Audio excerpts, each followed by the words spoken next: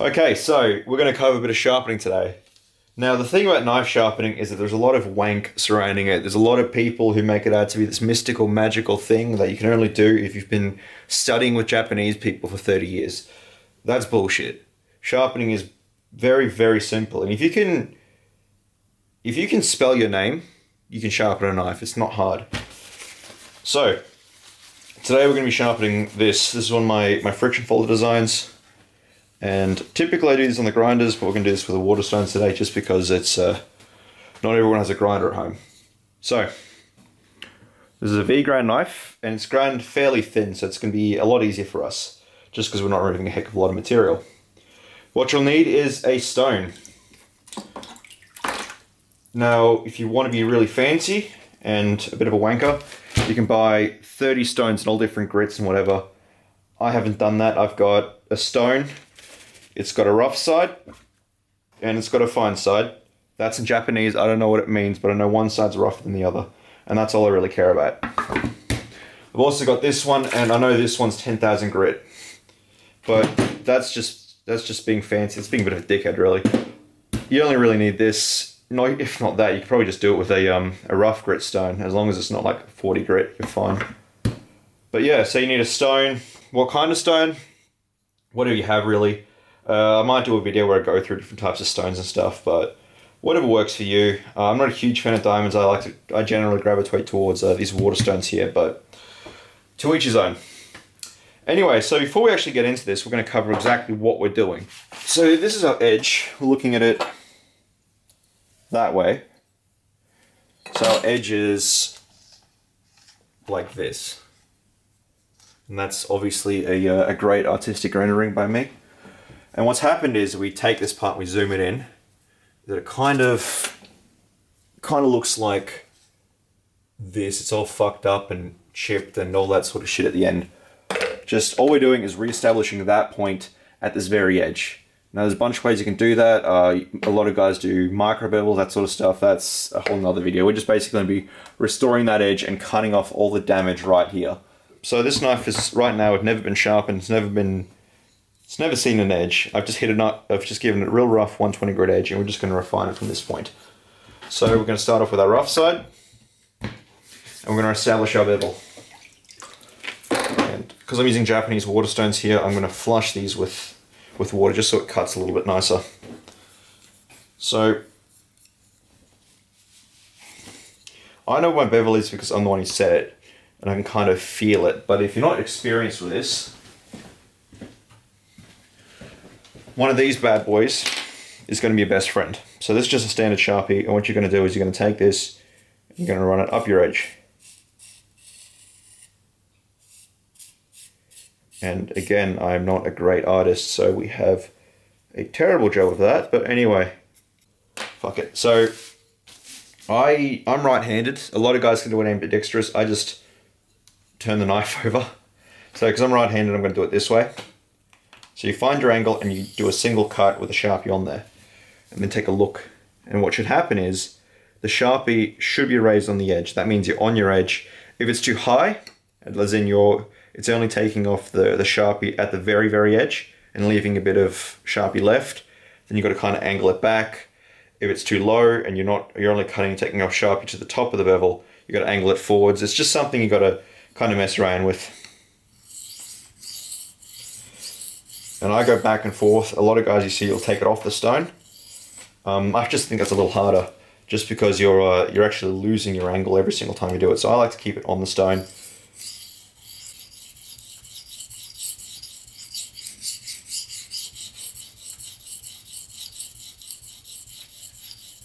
Now, a lot of guys like to do it with a burr. They'll go up until they can feel a burr.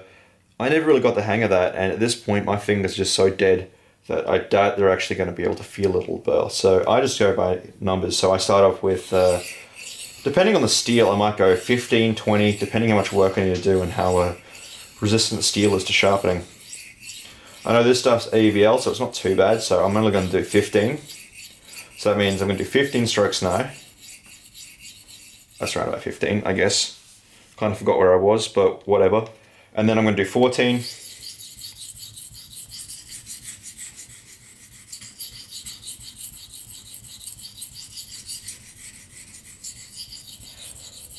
And you've only really got to maintain this angle. That's all you're really doing.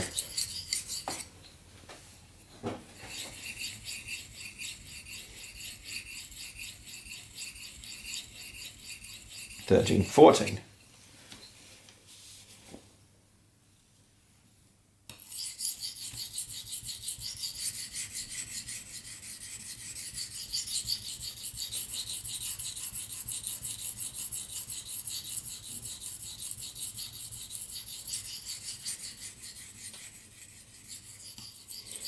And there's a lot of fear about sharpening. A lot of guys think they might stuff it up or ruin the knife.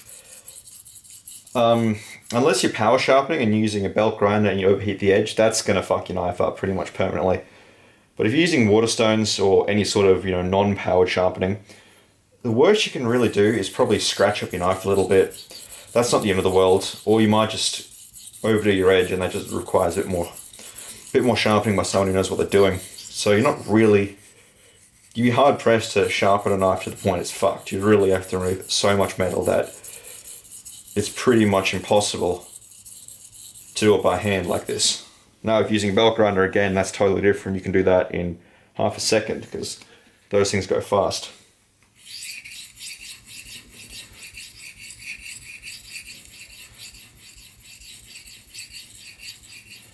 I'm using the stone here at about a 30-degree angle to my body. I just find it's easier that way and makes my life less difficult, because I find if I'm doing it this way, I don't know, I can sort of see what I'm doing better, but it just doesn't feel right. I'm bending my wrists too much. Here I've got a nice lock solid wrist. It makes it easy for me to maintain my angle.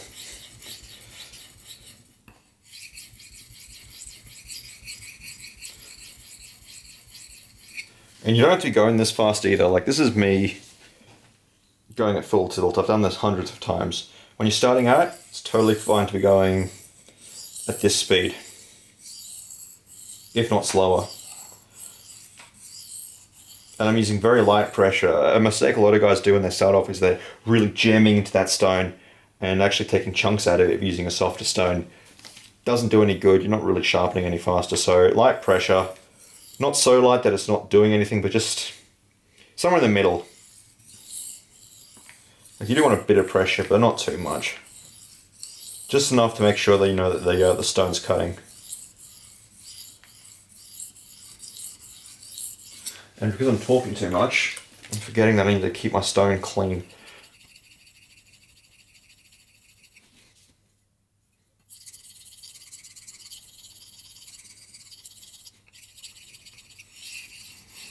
And make sure you get your whole edge. You don't want to just be sharpening the base, it's just the tip.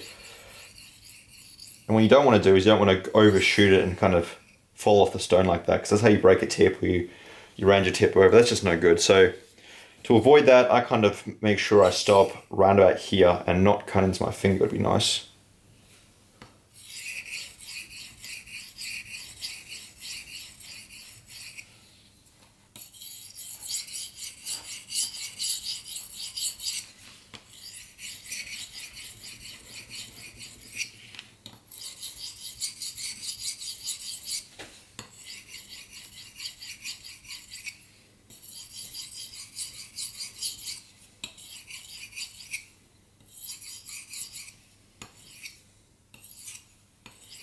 Now with my roughest grit stone, I like to do 20 strokes back and forth like this.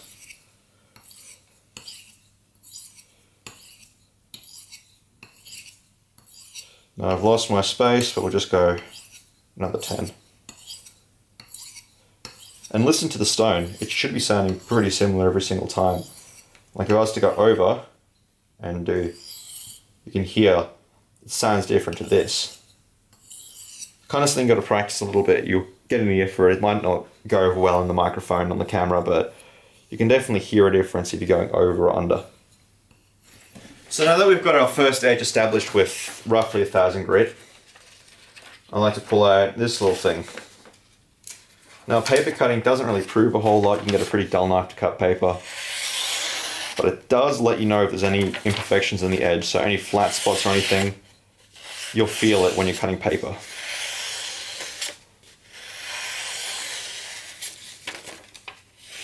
And from the feeling of this, I don't think there's any issues. I can't feel any issues. So that means I'm good to go up to the next grit. Now this is fine, like, as long as the knife can cut paper like this, it'll do 99% of your jobs. It'll cut your tomatoes, it'll cut your, it'll open your box, it'll do all that good shit. And from this point, this is where you start refining it and try and be fancier. To be perfectly honest, my kitchen knives, they don't even get to this point. I usually just do it with like a 120 grit belt and call it a day because I'm lazy. But if I'm sending out a knife to a customer, if I'm just trying to, you know, do a folding knife, just be a bit fancy, that's when I'd move up to the grits and go up to 10,000 grit, because I can. So next up, we've got a finer grit. I don't know what it is, but it's finer. And again, you want to drain this shit in water. I'd usually do this outside, or I'd do this in the sink. But when you're outside, there's wind noise to deal with, and in the sink, I can't film because there's cabinets over the top. So it's just, I'm just going to make a mess and deal with it. It's just the way it is. If you've got diamond stones or ceramic stones or something, this isn't an issue, but diamonds have their own issues, and ceramics are just terrible all around. I'm not a huge fan of ceramic sharpeners. So same deal, this time I'm only going to do 10. Because my bevel's established, and all we're doing here is polishing it a bit.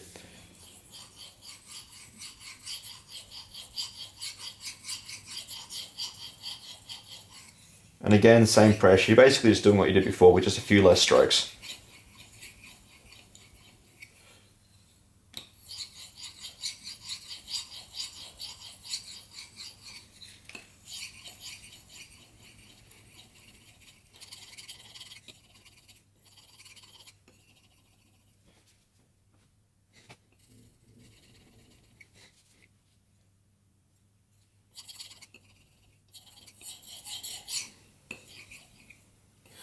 And there we go. And it might not look different on camera, but you can actually feel a bit of a difference. It's not as, the paper doesn't drag as much as I cut it, if that makes sense. So now I reckon we're good to go on to the final grit. So this is 10,000 grit, and at this point I'm going to use this thing. It's got a Japanese name, but I can't pronounce it, so we're just going to call it this thing. Just to kind of clean the crap out of my stone. You can see I don't take care of this stone whatsoever. That's just me being lazy. You really should take care of it. Lap it down every now and then. But I don't do that. Anyway, so yeah, we're down to the final grit, and this stone here is very soft. So one thing I do that makes it a lot easier, instead of cutting inwards like you saw me do before, I do it backwards. So I go away from the edge. And that just stops me going over angle, and with such a soft stone, when you go over angle, it'll actually cut into the stone like you see here. So that just makes my life easier, and you can see this 10,000 grit stone is just picking up steel like crazy.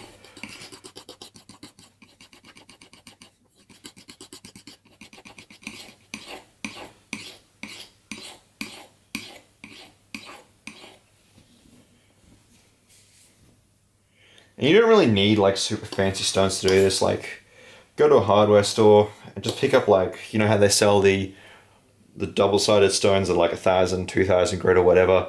Buy one of those, they're cheap, and to start off with, they're probably totally fine, and you probably get plenty of life out of them.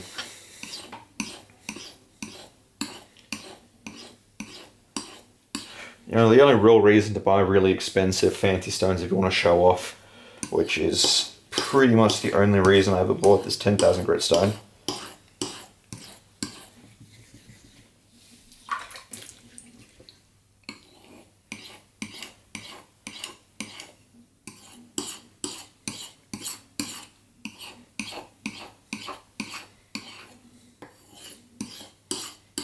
And a lot of people find this really relaxing. A lot of guys really, really like sharpening. I used to actually really like sharpening, and then I got sane.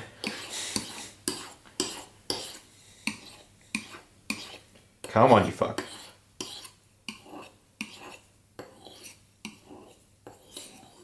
The last couple strokes, let's do 10.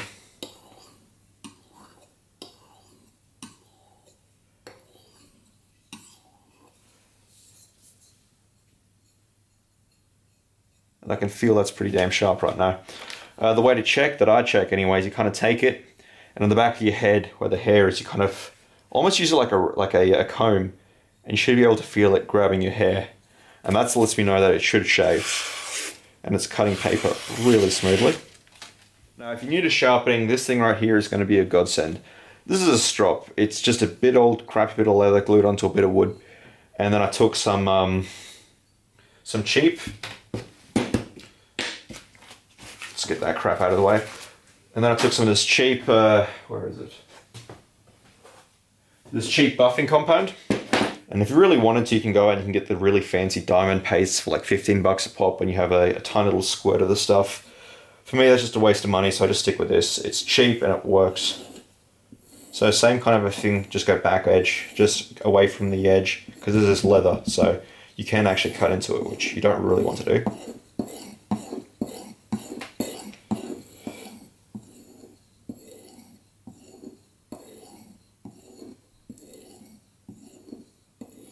And I don't use a lot of pressure when I strop, I actually do it fairly lightly. And just let the stone and the abrasive on the leather do the work, just to kind of finish out my edge. Now, the better you get at sharpening, I find strops to be less and less relevant. They're great for kind of keeping an edge. You know, if you're just kind of cutting, you start feeling it get a little dull, you can come and get a couple of licks on a strop and sort of bring it back to life, but for a full sharpen, I don't really use it a whole lot. And one final thing you can do if you really want to take your edge up to that next level, some newspaper. Because newspaper actually has a tiny amount of, very little amount of abrasiveness. I think that's the word. It's you can actually sharpen a knife on a very, very small level. And there we go. So I can feel that's sharp. So to test it, first of all, take this off. It'll shave, hopefully. You probably won't see it because I've got blonde hair. But that's shaving. No problem. And I like to also test on foam paper. I just find it's a lot harder than you know, A4 paper, because that's kind of, you know, printer paper is kind of a lot thicker than this. And this stuff is just really flimsy and it doesn't want to cut, especially when you get it wet. And this is where I start to look shit, because it's not cutting all that well on camera. Fuck it, let's get a new piece, this is ridiculous. Alright, so, round two.